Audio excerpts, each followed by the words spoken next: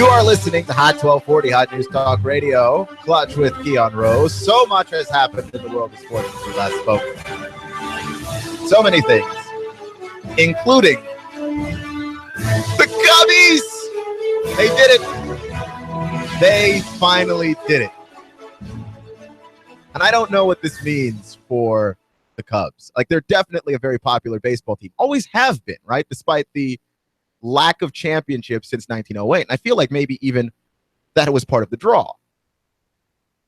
You're known as the lovable losers. I mean, there is a certain level of, yeah, we like this team. We like these guys. I don't know anybody that hates the Cubs outside of, White Sox fans who are possibly among the most salty people on earth at this moment. But outside of White Sox fans, I don't know anybody that really hates the Cubs. And this is a team that is, it's unbelievable, right? Like, the fact that the Cubs won the World Series. And it's hard to feel like this was unbelievable when you look at who it is that is pitching for this team. You've got Arrieta, and you've got Hendricks, you've got Tomlin. You've got really great pitchers on this team. You've got Chris Bryant, Kyle Schwarber. I mean, you've got great offense. You've got Joe Madden, who I think right now you could say is the best manager in baseball. Theo Epstein is the best general manager in baseball. So, yeah, no, you have greatness pretty much all over the team, from the top to the bottom. Of course you won the World Series. In fact, when the Cubs lost in the National League Championship last year, I think everybody felt like, no, these guys are going to be back. In fact, they're going to keep being back for the foreseeable future. Game was absolutely a great game to watch. I will acknowledge some failures here, okay?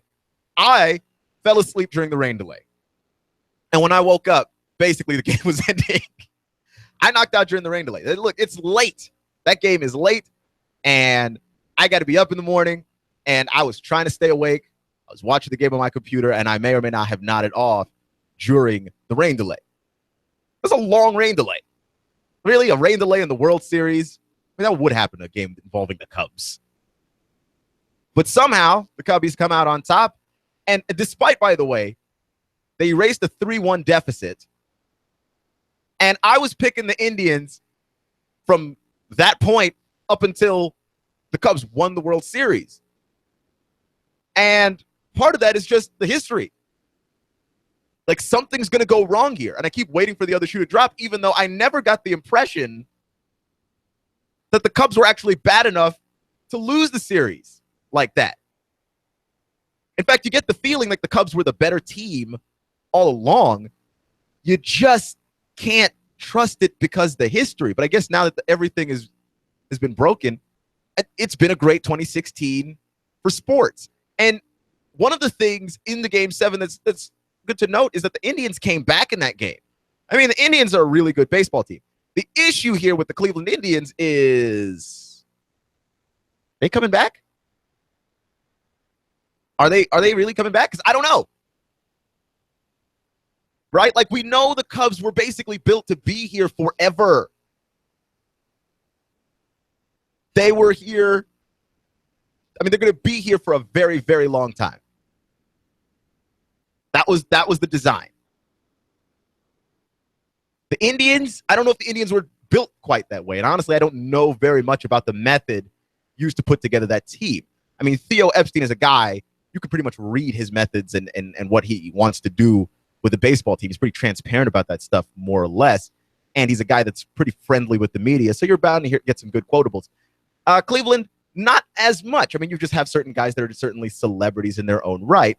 Like, even a guy, if you look at the NFL, like Bill Belichick, who is kind of terse with the media because of the amount of winning that they do. Everybody knows Bill Belichick, and everybody has access to what it is that Bill Belichick is saying. Right now, who is even coaching the Dolphins, and do we care what he has to say? Right? Like, we just don't know. We don't know who their general manager is. We don't know who their coach is because we don't care. We could look it up pretty easily, but unless you're a Dolphins fan, nobody wants to. So that's where we're at with the Cubs, and we know what it is that Epstein wants to do. I don't know how well the Indians were built and if they're designed to come back again from this. Because if you're Cleveland, this is a title that you wanted. You want your town to come back as a sports town. And sometimes you want it to feel like dominoes are falling, right? When your team wins, then another team wins and another team wins. And look, that's a professional sports city that hasn't had a whole lot of success in professional sports. Until LeBron did it, I mean, what is there to actually root for? Right? Like LeBron brought back a title for Cleveland in any sport. But now that you've got one, you kind of want to see your town actually be a solid sports town. And we don't think of Cleveland that way, even though they are. In fairness, there's a lot of cities we don't think about that way. You know, you don't think about Washington, D.C. that way because all their teams stink as well. So, I mean, again, where do we draw the line on that? And how bitter should you be if you're a Cleveland fan? I don't think you should be bitter at all. Okay, you've got a championship of some kind this year. And, of course, you have Ohio State. I know you're not a college town, really, but you've got Ohio State. So I don't know how much I want to hear that from you. The level of bitterness that you have. With that said, the Cubs could be back. And the best part of that game was Chris Bryant's smile as he threw the final out, which is an interesting thing about baseball, right? That the game is not time. You finish the game. And so being able to have that moment of joy and knowing you are finishing the game right now. Like, how cool is that? This is Hot 1240, Hot News Talk Radio, Clutch with Keon Rose. Thank you for joining me today, making me just a small part of your day. Don't forget, by the way, the Community Corner coming up at the half hour of this show. We take a look inside the community. We are going to be having a pretty interesting conversation today. I think you're going to want to stick around for that. But I got an email today, which is exciting to me because it's my first email as a radio host. Probably my last because nobody sends emails anymore. My email is keonrose@gmail.com if you want to email the show as well. That's keonrose@gmail.com. Somebody emailed me about my Jalen Hurd opinions earlier in the week. I didn't think they were out there opinions. Pretty reasonable opinions, if you ask me. I didn't say anything ridiculous or contrarian like I am ought to do at times. But this email is also the first email I've ever gotten where it wasn't just straight up news or somebody asking me for stuff. So I'm going to read it. Shout out to my man Alan, who sent this email. And the email reads as follows. Hey, Keon, I listen to your show sometimes on the way home from work. I think it's pretty cool. Keep up the good work. That being said, I disagree with what you said about Jalen Hurd. I think it's disappointing how he turned his back on his teammates like that. I know you don't like it when people bash millennials, but failure to commit is a big problem for them. Transferring is a huge problem for college football. College football is supposed to be more pure than that. Now, it's all mercenary. Just my take. Thanks, Alan. All right, Alan. First off, thanks for contacting the show.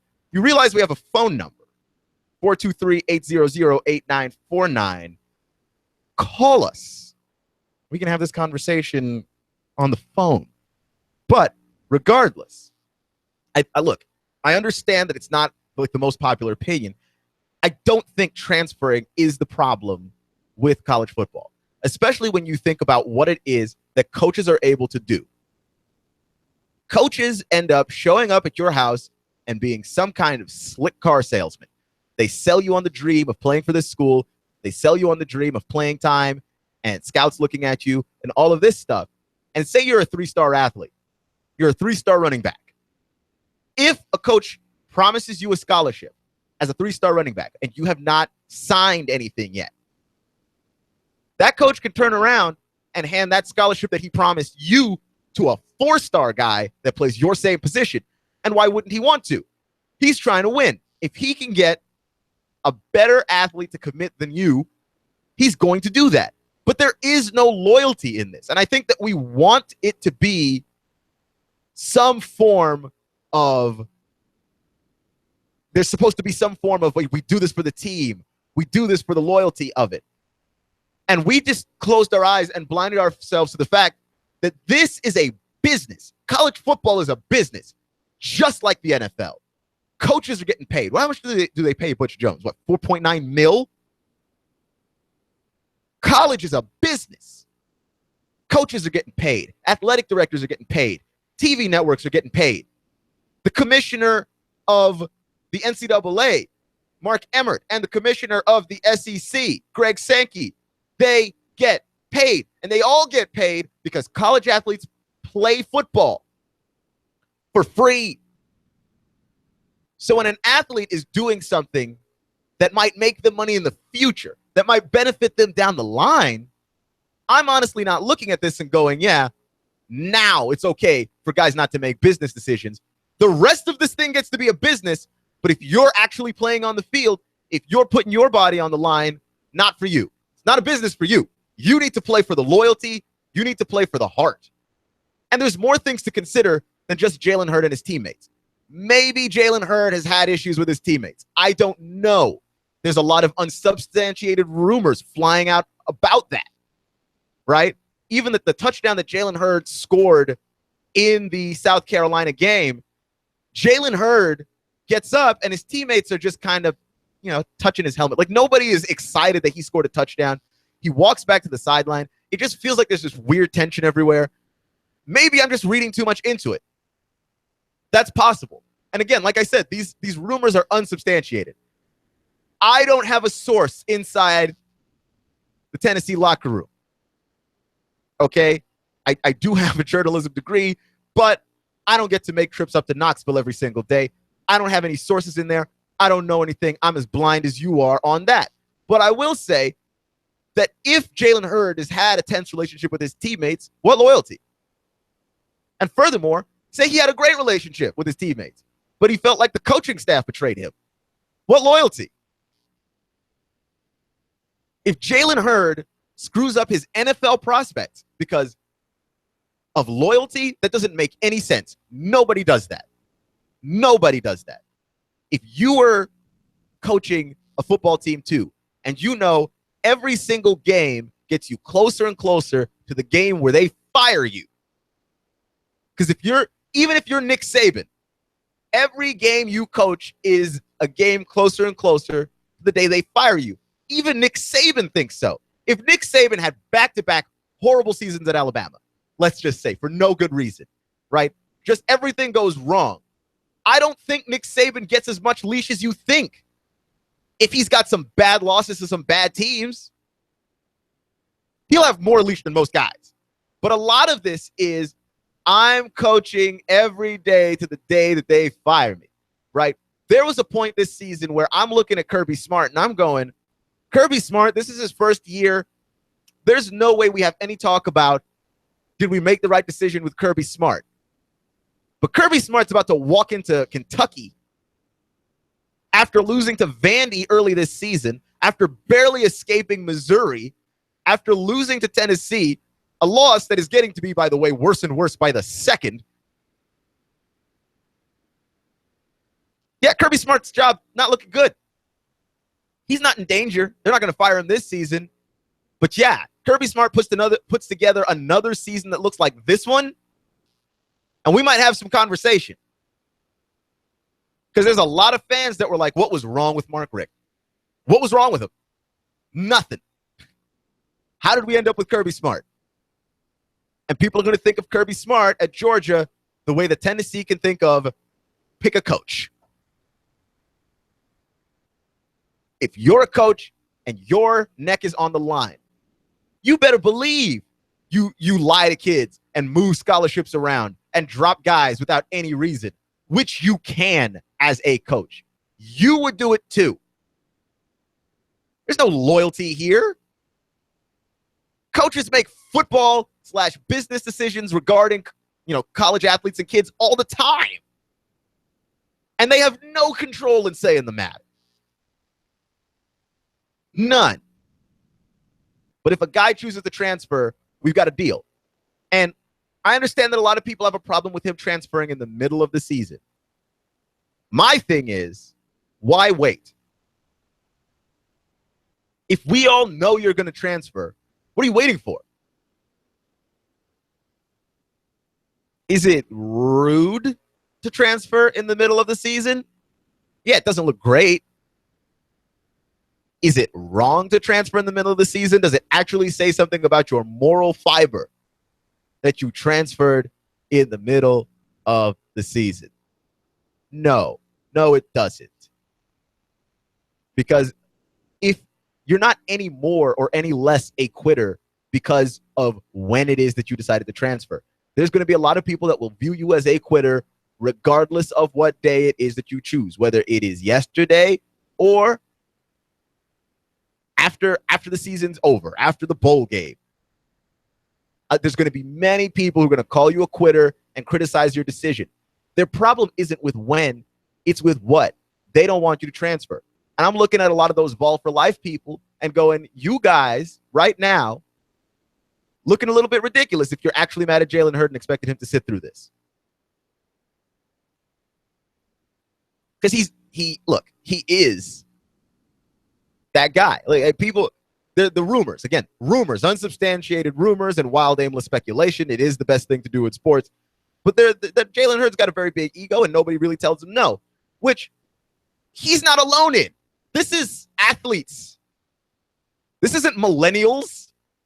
The athletes have had this issue in life since we've televised and mass-produced sports.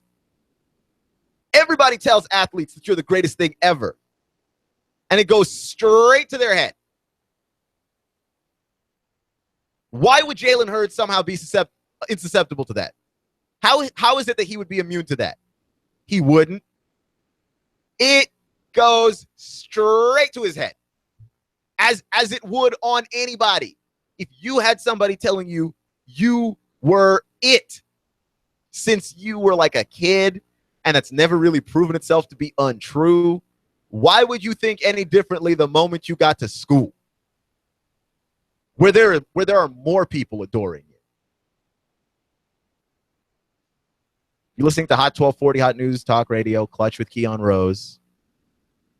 I'm just saying, I don't understand that. I really don't. With that said,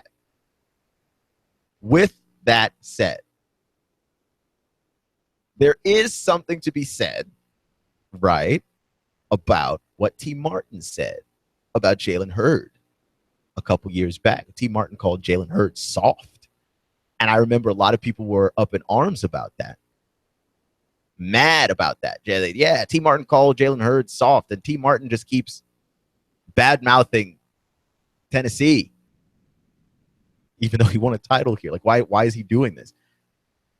Well, because T. Martin is more in love with the school he's at now with South Carolina than he is with Tennessee anymore. That's just how that goes sometimes. But with that said, also, T. Martin wasn't wrong. Yeah, didn't see that one coming, did you? I have been defending Jalen Hurd, but that doesn't mean that that's not a soft move. The offense isn't designed for you, so you leave. That's kind of soft. Do what you have to do, because, look, if you don't make it to the NFL, there are some scouts that think that Jalen Hurd right now is a 5th or 6th rounder. If you get lost in the maze that is Tennessee's offense, if you get lost in this, guess what? There isn't a single scout that's going to look at you favorably. The way that Jalen Hurd has been playing this season, yeah, that's not 5th round, 6th round. That's out of the draft. That's undrafted territory where Jalen Hurd is right now. He's a 5th and 6th rounder based on the 1,200 yards he rushed for last season. He's not 5th and 6th round based on anything that's happened this year because it's all looked bad. So, yeah, do what you have to do. But T. Martin said that Jalen Hurd was kind of soft, and he kind of is. I mean, he's not fighting through the adversity. I don't think that you should have to fight through adversity if you don't have to. I would never do that. I don't do things I don't have to do. Maybe that's just me, but if I can take an easier path to something, I will do it because it makes sense, because it is efficient, because it saves money, because it saves time, whatever the case may be. I'm not going to just struggle through adversity just to do it. And maybe that makes me soft too, but I can respect Jalen Hurts' decision to not just struggle on through this adversity. What for? Just for the pride of it? Okay. You're listening to Hot 1240, Hot News Talk Radio. Clutch with Keon Rose. Thank you for joining me today. We've got more stuff to get to, including the college football games coming up this weekend. You give us 12 minutes and 40 seconds, we'll give you Chattanooga and the world. News Talk 1240.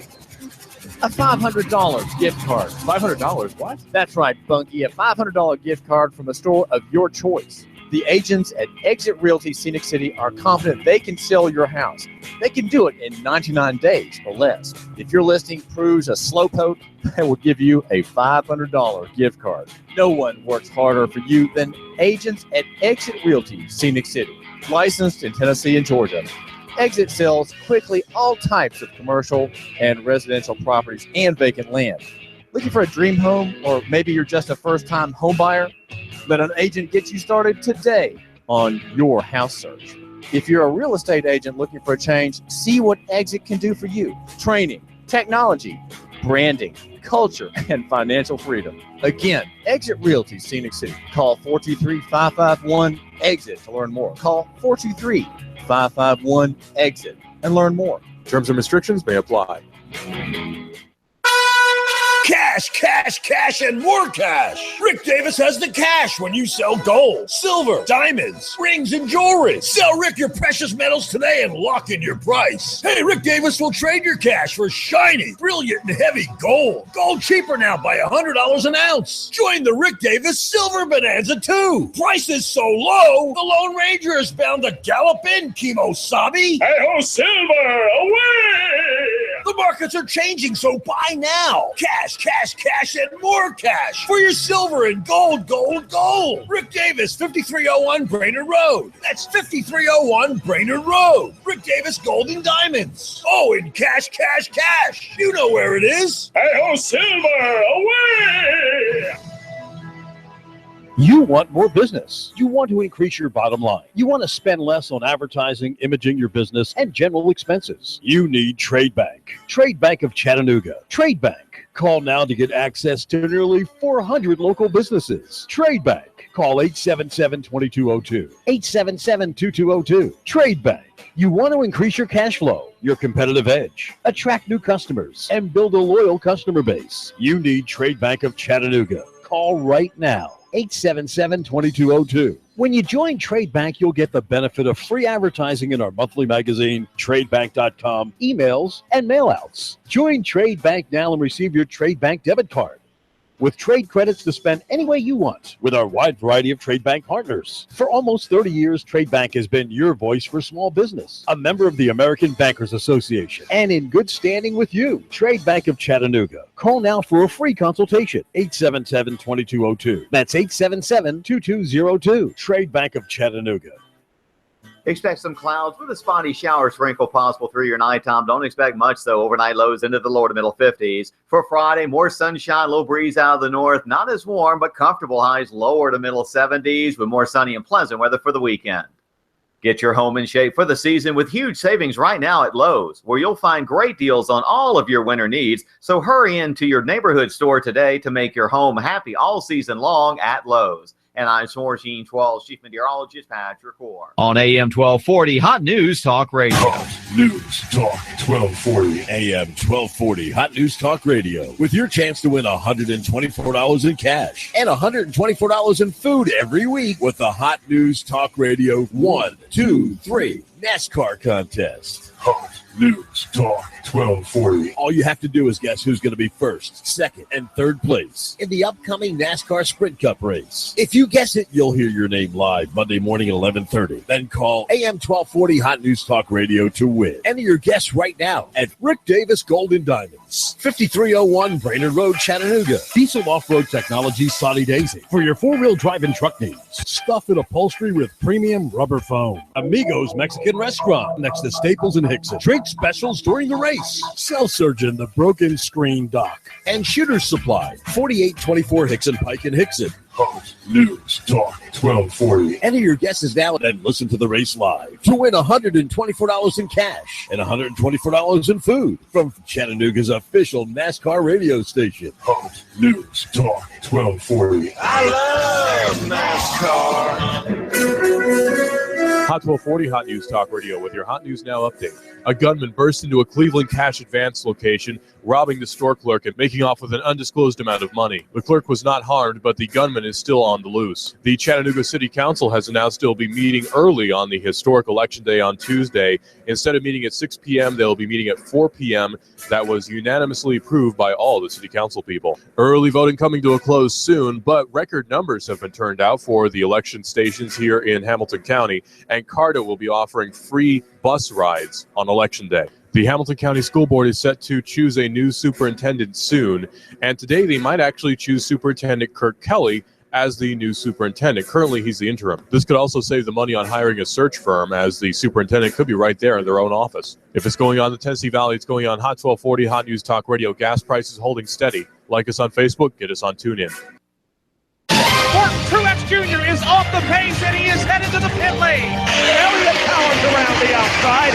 Michael McDowell pops a right front tire. Here's Martin Truex to the bottom. Blaney blocks him off too. Meanwhile, Chase Elliott went 4 wide on the back straightaway. They're side by side for the lead. Hear it live on Chattanooga's official NASCAR radio station. Hot News Talk 1240. The voice of NASCAR.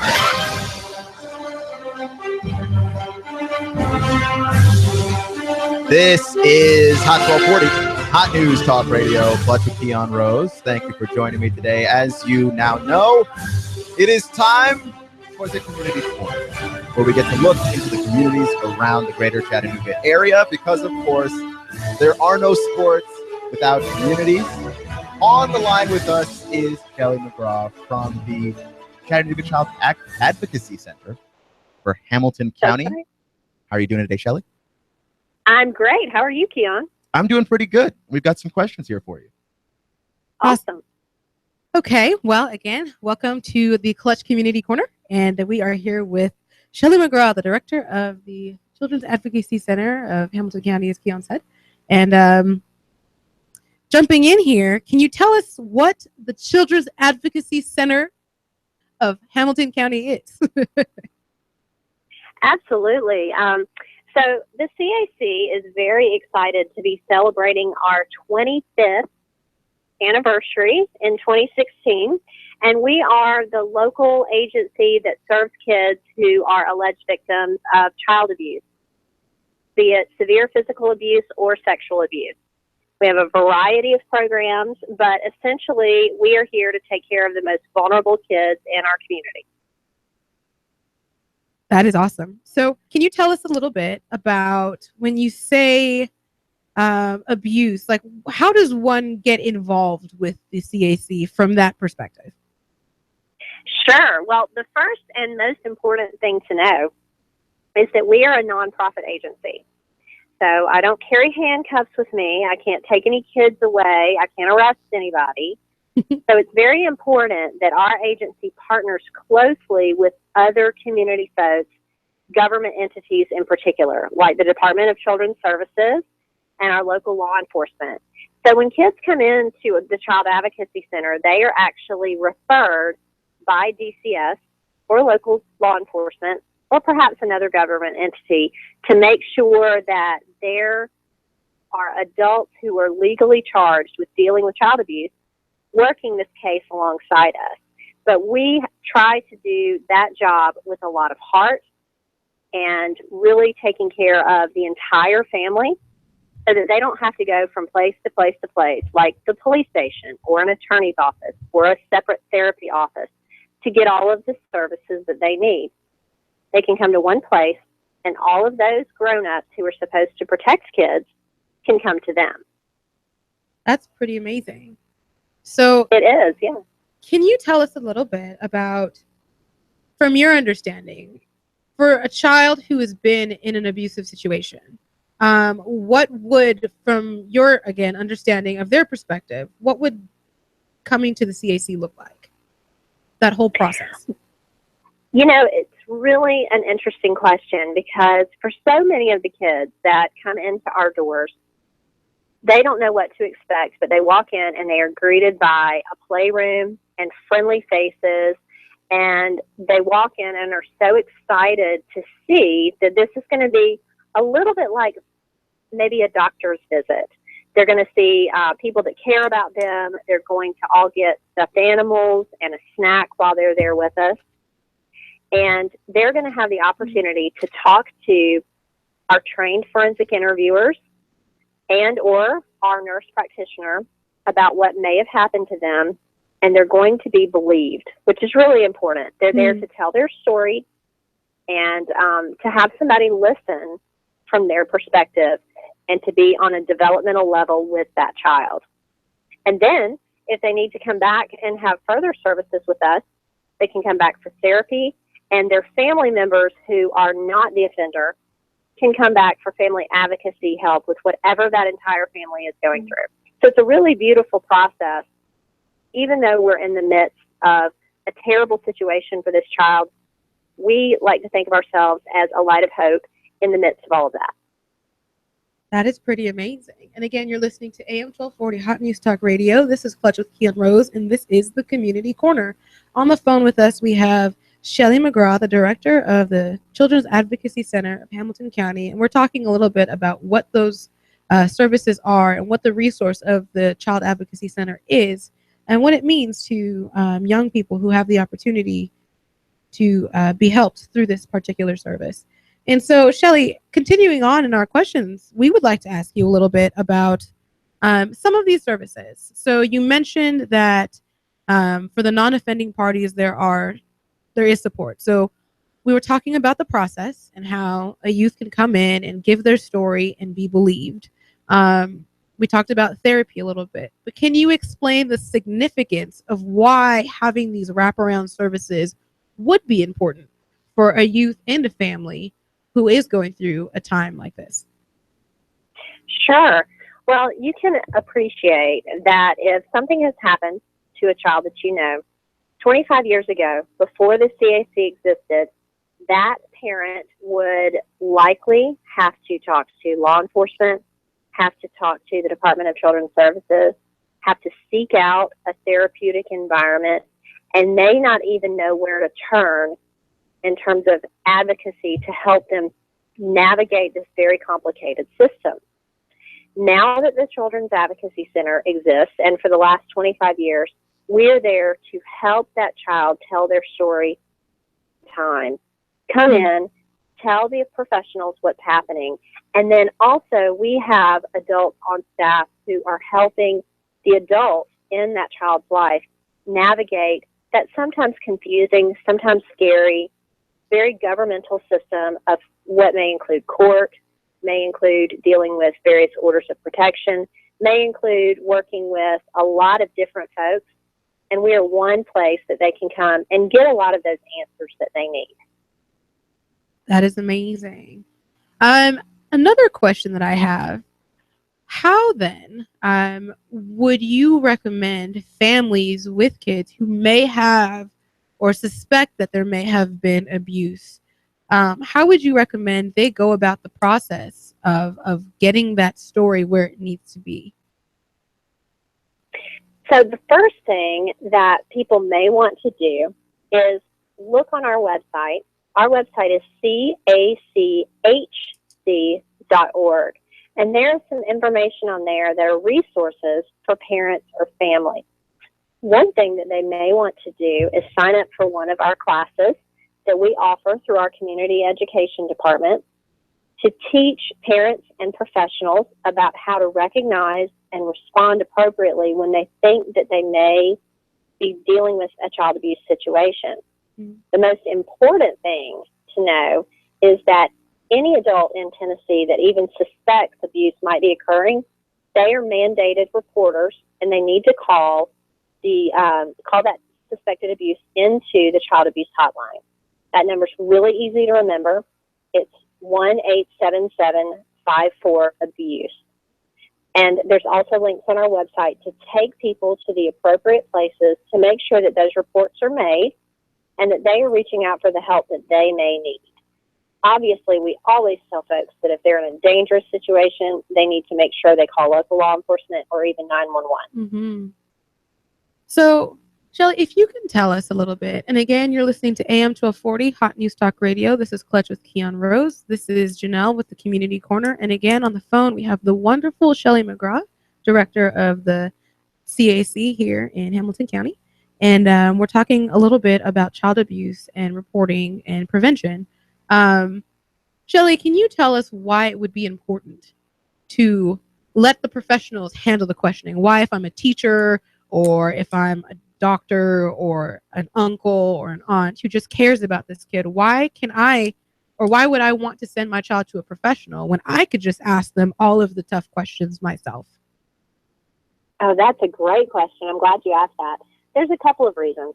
First of all, remember that a crime may have been committed. It's different when you're dealing with kids as opposed to dealing with adults. So if an adult is in an assault situation, a potentially abusive situation, they have the decision to make whether they want to press charges and report that. But child abuse is a matter of the state, and it is always illegal no matter what. If the child is under the age of 18, they cannot be harmed physically or sexually. So that's the most important thing to remember. Also, it's important to know that the folks that are at the Children's Advocacy Center have had in-depth, very intense training on how to talk to kids on their developmental level about what might be going on. And oftentimes, a well-meaning parent who wants to find out from their child what could be happening can cause more harm than good by confusing the child or maybe not understanding the legal process. So it's important that if you suspect abuse, you call it in and you let the adults that are dealing with to take it from there, talk to your child, and get you the help and resources that you need to be most supported. Really good advice. So, Shelly, you mentioned that there are classes that you have on cachc.org, your website. Other ways that we, the community, can get involved with knowing and having knowledge about abuse to protect and prevent, but also get involved with the CAC. Great question, too. So we have every level of involvement that you might want. Perhaps you just want to learn a little bit more about us. You go to our website, maybe you plug into our social media, and you just don't quite understand how we work. Would love to come out and do a quick who we are and what we do presentation to your group to talk about exactly how we work. Wanting to go a step further, we can come out and do a recognizing and reporting abuse seminar, which is great for small groups, places like that who just kind of want to understand the system.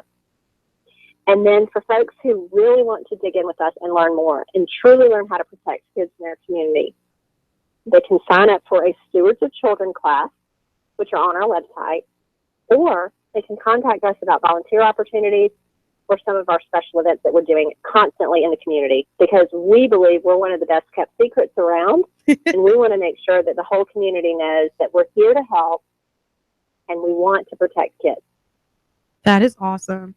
So, and again, this is AM 1240 Hot News Talk Radio, Clutch with Keon Rose, Community Corner. And we are talking with the amazing Shelly McGraw from the CAC. We're talking about ways to get plugged into the CAC. You mentioned that you have special events that are happening pretty regularly around in the community and other places. Can you tell us maybe of one or two events that you have coming up that we might want to know about? Yes, I know that there's one that you're listeners might be interested in, we have a golf tournament on November 8th. I know that's election day, but let's be honest. You're going to go vote that day anyway. Just take the day off and come golfing with us to celebrate our 25th anniversary. There's information on our website about how you can sign up and put a team in. We do still have teams available. And we also have a bunch of events coming up in 2017. One of them is a casino night in February. And then in April, we always do tons of events, including a race for those of you who like a trail run. So please plug in with us. If nothing else, every dollar that you invest in a fun event for you or your family comes back to the CAC, but you'll probably walk away empowered and having learned more about children and how you can protect them. That is amazing. Shelly, thank you so much for your time. We are super grateful for you here, and we're grateful for the work that you do with the CAC. Like you said, it is a kept secret, but one of the best kept secrets of the work that you all do, and we're glad that we can share that with us here today. Is there anything that you would like us to take away from this time here this afternoon? Yes, just know that child abuse is real. It is one of those icky topics that nobody really wants to talk about. But last year, our agency took care of 756 kiddos. Wow. And those are kids that have seen the worst of the worst. This isn't a minor incident. It can be something pretty significant. So it's important for people to just educate themselves, give back, and also to make sure that they report abuse, even if they suspect it. You could be saving a child's life. Wow, that is powerful. That is very powerful. Shelly, again, thank you so much for taking this time to be here with us this evening. We are grateful. Thank you, Shelly. Yes, we are too. Yeah, and I'm so excited to hear the rest of what you have to talk about, Keon. I do have to have a shout out. Go Cubs! How awesome was that? Very awesome. The streak is finally broken. Thanks for having me. No problem. So that is Shelly McGraw of the Child Advocacy Center of Hamilton County. Thank you for joining us. And boy, that was intense there. Yeah. I mean, but that's a lot of great information. I'm super excited. And as always, we will put up some of that information on the Facebook page, the cachc.org. They've got some really cool stuff. I'm just blown away. 756 kiddos. I mean, and this is, like she said, the worst of the worst. Can you imagine? Right. No, I can't imagine. And they're a nonprofit, which means that they have to raise those funds, you know? Right. Which, speaking of which, that golf tournament, will be heavily pushing that on this show. I'm actually really excited to see how we can partner. And also, I'm very bad at golf. I want to participate, but I don't know if you want to see that. So, Keon, what you're saying is you are not Tiger Woods. Tiger Woods. I'm not Matt Kuchar. How about that? A good golfer that you do not know. which is my point. There you go. That's awesome. Well, thank you again, and we look forward. Again, all of you listening, we just want you to know that if you are an adult and you see that there is abuse, you can report. You are a mandated reporter. And that number is 1-877-54-ABUSE. Call that number in, get the information out, and make sure that you take the time to pay attention and save the lives of the kiddos that are around. Abuse is no joke. 756. That's crazy. That is a very large number, and let's try and erase that. Yeah. Thank you again. Absolutely. Until next week. Until Community Corner. That we don't have a jingle for. We're working on the jingle. We're working on the jingle for the Community Corner. I'm working on a little something for the Mox moment that follows the Community Corner. Where we are now. Didn't really get to talk about the Mox too much earlier in the week. Chattanooga cruises to a 38-25 road win against Western Carolina earlier in the week. This is a season for the Mox here that it's been a very great season. I hope that they could still be undefeated at this point, but what do you do when you roll up on a team like the Citadel? Like that triple option is vicious, and I don't know how you necessarily stop it. And Chattanooga wasn't able to stop it when they played them. But hopefully, that's not something you need to roll up on in the playoffs. Now, what I'm looking forward to is not what's happening this week, but the week after. Chattanooga plays Alabama, which is, in my mind, something that is very, very, very ridiculous. They play Alabama. And if you thought, you had trouble stopping mobile quarterbacks, the mock's trying to slow down Jalen Hurts is kind of crazy. But I would absolutely love it. This is on my wish list for this season. If the Mocs were to somehow upset the Crimson Tide, if it was Chattanooga, first off, this Mocs team, if that were to happen, would go down as the greatest Mocs team in the history of Chattanooga Mocs football, which is saying a lot because this team has done enough on their resume, especially this class of seniors, to already kind of say that. Like they've already gotten they already tied the most wins for any Mocs team. This group of seniors has the most wins, I believe 38 wins of any senior class in Chattanooga Mocs history. I mean, you're already talking about a team that's arguably the greatest Mocs team ever. Coach Huseman has these guys playing incredibly well.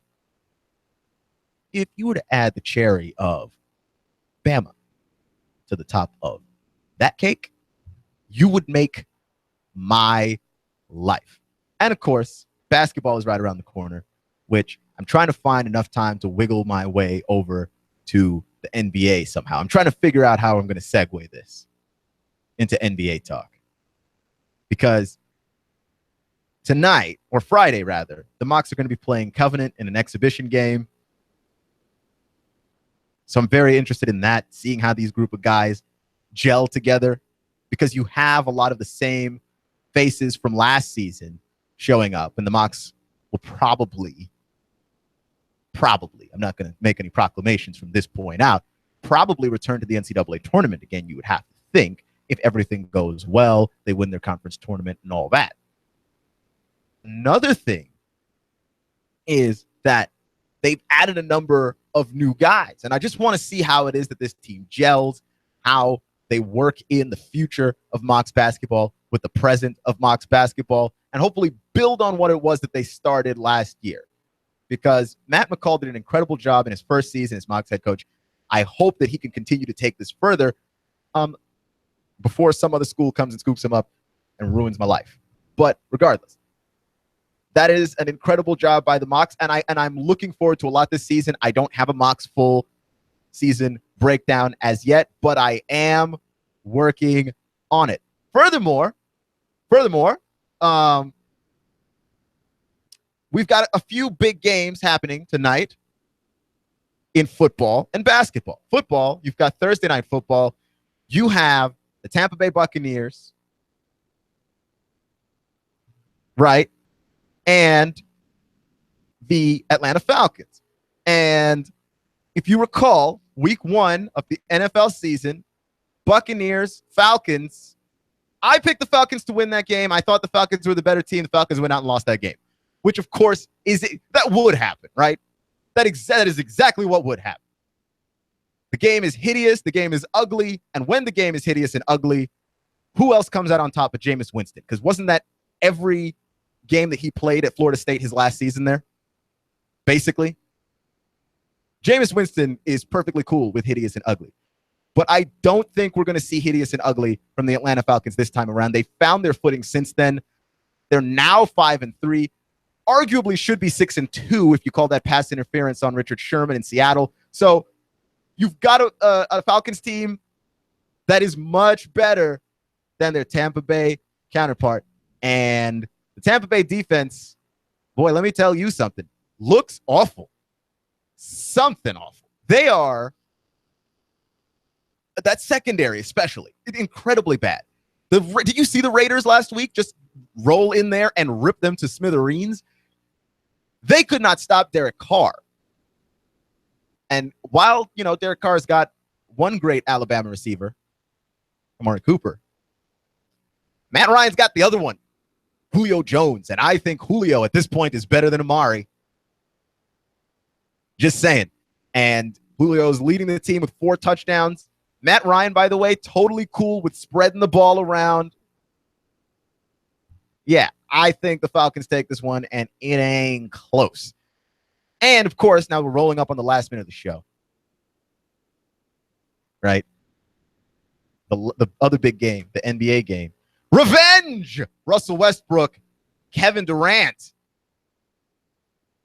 The Thunder and the Warriors. And Kevin Durant would love his departure from Oklahoma City to just be amicable and be nice and be happy. And he wants to bury the hatchet. Kevin's a nice guy. Russell Westbrook's not a nice guy. Russell Westbrook has been burning the NBA alive. He's averaging a triple-double. He's scoring over 30 points a game. I don't even know if he can keep up this rate. Logic tells you on paper, the Warriors, they've got the superstars. They've got the better team. They're starting to figure this thing out. I don't know if you saw Steph Curry's third quarter against Portland the other night. They're starting to put the pieces of this thing together. On paper, this is the team that wins. But in reality, Russell Westbrook, anger and rage might be enough to fuel an Oklahoma City Thunder upset. Still taking the Warriors on this one. Man, this is a rivalry that is never going to end. Russell Westbrook won't let it. Remember, it's not how you start, it's how you finish. Stay clutch. I'll see you in about 5 minutes. You give us 12 minutes and 40 seconds, we'll give you Chattanooga and the world. News Talk 1240.